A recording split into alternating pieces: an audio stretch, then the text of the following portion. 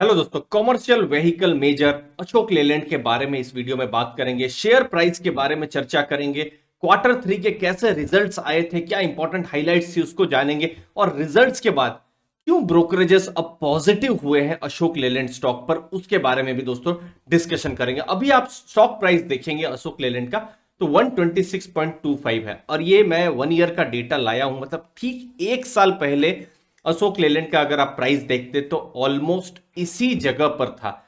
पूरे साल का रिटर्न 2.31% है। मतलब जहां 1 साल पहले अशोक लेलैंड का स्टॉक था वो अभी भी यहीं पर ही है। तो शेयर प्राइस, या फिर मैं कहूं अगर 1 साल पुराने अगर कोई इन्वेस्टर है तो उनको बहुत कुछ फायदा नहीं मिला है। लेकिन यहां हमको समझना पड़ेगा कि कंपनी का बिजनेस है कॉमर्शियल व्हीकल, जो कि एक साइक्लिकल बिजनेस है। उसके बारे में मैं थोड़ी देर में बताऊंगा, लेकिन पहले क्वार्टर थ्री के नंबर्स बता दूं। अगर मैं इनकम की बात करूं तो 5,552 करोड़ की इनकम हुई है क्वार्टर थ्री में। वही क्वार्टर टू में 4,478 करोड़ की इनकम हुई थी। तो इनकम यहां पर बिल्कुल बढ़ रही है। पिछला जो अक्टूबर से दिसंबर 2020 था तो 4,847 करोड़ की इनकम थी। तो उसके भी साथ अगर कंपेयर करते हैं तो इनकम बिल्कुल इंक्रीज हो रही है, हमको पता चल रहा है। प्रॉफिट्स देखें अभी तो लगभग 6 करोड़ का प्रॉफिट इस बार हुआ है, जो कि पिछला जो क्वार्टर थ्री था अक्टूबर से दिसंबर 2020 तो लगभग 19 करोड़ से ऊपर का लॉस था। तो लॉस से थोड़ा सा प्रॉफिट इस बार आया है। उसके साथ साथ 415 करोड़ का कैश जनरेशन कंपनी ने किया है। और overall debt equity ratio Ashok Leyland का अभी हम देखें इस मोमेंट पर तो 0.42% डेट इक्विटी अशोक लेलैंड की है। अब यहां पर क्या क्वार्टर थ्री में इंपॉर्टेंट चीजें हुई हैं।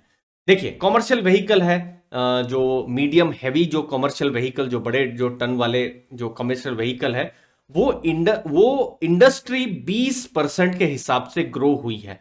और अशोक लेलैंड 39%, मतलब डबल, इंडस्ट्री के डबल उनका ग्रोथ हुआ है। तो वो हुआ है तो उन्होंने मार्केट शेयर भी कैप्चर किया है। अभी वो 26.1% मार्केट शेयर हो गया है, जो कि पहले 23% के आसपास का मार्केट शेयर था। तो मार्केट शेयर भी उन्होंने गेन किया है। क्यों? क्योंकि वो इंडस्ट्री से आगे उन्होंने ग्रोथ किया हुआ है।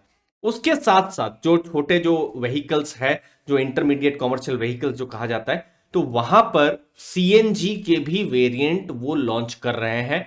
तो सीएनजी एक बड़ी बड़ी बड़ी थीम है, तो सीएनजी व्हीकल्स पर भी फोकस है। तो क्वार्टर फोर में भी एक्सपेक्टेड है कि और ज्यादा वेरिएंट्स आएंगे जो इंटरमीडिएट कमर्शियल व्हीकल्स हैं वहां पर। अगली चीज है इलेक्ट्रिक व्हीकल पर भी उनका काम है। स्विच करके जो प्लेटफॉर्म है वहां पर वो काम कर रहे हैं। तो 300 ऑर्डर्स जो है बेंगलोर से आए हैं, बेंगलोर म्यूनिसिपैलिटी से आए हुए हैं, और 40 चंडीगढ़ से और आए हुए हैं। तो ये सब कुछ चीजें रही जब क्वार्टर थ्री की हम बात कर रहे हैं। लेकिन अशोक लेलैंड पर आप बिल्कुल ध्यान में रखिए कि एक टर्न अराउंड स्टोरी है। मतलब ये लॉस से प्रॉफिट की तरफ आ रही है, थोड़ा सा प्रॉफिट है। तो ये किस हिसाब से प्रॉफिट पर आती है वो अभी बोल पाना मुश्किल है, क्योंकि देखिए, कोविड का अगर कोई बहुत बड़ा असर पड़ा था तो इन्हीं बिजनेस पर ही पड़ा था। ऑफिसेस बंद हो गए, स्कूल बंद हो गए, तो और इंडस्ट्री चल नहीं रही थी। तो कहीं ना कहीं वो कमर्शियल व्हीकल्स, बड़े लोग क्यों, अब लोग क्यों 15-20 लाख या उससे ऊपर के ट्रक्स खरीदेंगे या कोई व्हीकल्स खरीदेंगे। तो वो चीजें अभी अच्छे होने की बात चल रही है। तो टारगेट्स में अगर हम बात करें तो एक्सिस सिक्योरिटीज ने 160 का टारगेट दिया है। प्रभुदास लीलाधर जो फंड हाउस है, जो रिसर्च हाउस है, उनकी रिसर्च रिपोर्ट ने 175 का टारगेट दिया है। आईसीआईसीआई सिक्योरिटीज ने 167 का टारगेट दिया है, जो कि अभी के इन सब टारगेट से, स्टॉक प्राइस से ये ऊपर का टारगेट है। मेन क्या चीजें जिन पर बेट कर रहे हैं ब्रोकरेज, वो कि चीजें सामान्य हो रही हैं। इससे पहले आपने कोल इंडिया का भी वीडियो में देखा होगा, जहां पर बिल्कुल पता चल रहा था कि पावर जनरेशन की डिमांड बढ़ रही है। तो इकोनॉमी में गतिविधि हो रही है, इकोनॉमी में गतिविधि हो रही है तो कोर सेक्टर जो है, जैसे मेटल हुआ, सीमेंट हुआ, तो वहां रिकवरी हो रही है। तो कॉमर्शियल व्हीकल्स की डिमांड वहां पर बढ़ सकती है।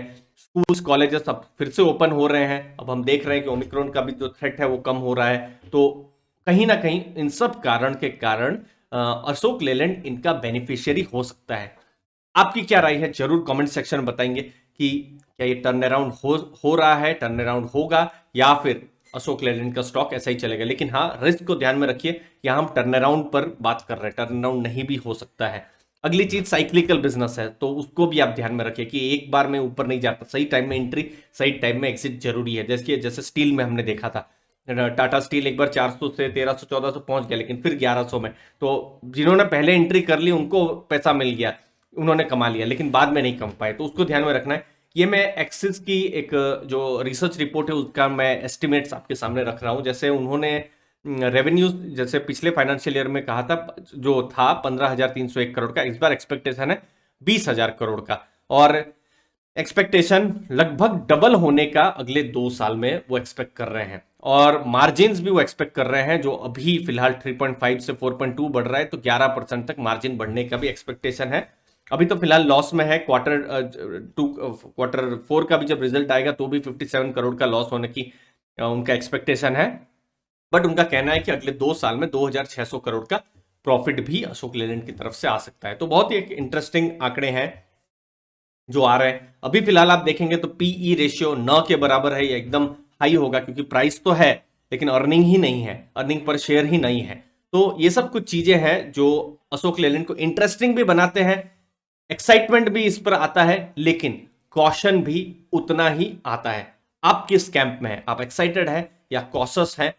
जरूर बताइए कमेंट सेक्शन में अशोक लेलैंड पर। धन्यवाद दोस्तों आपके टाइम के लिए।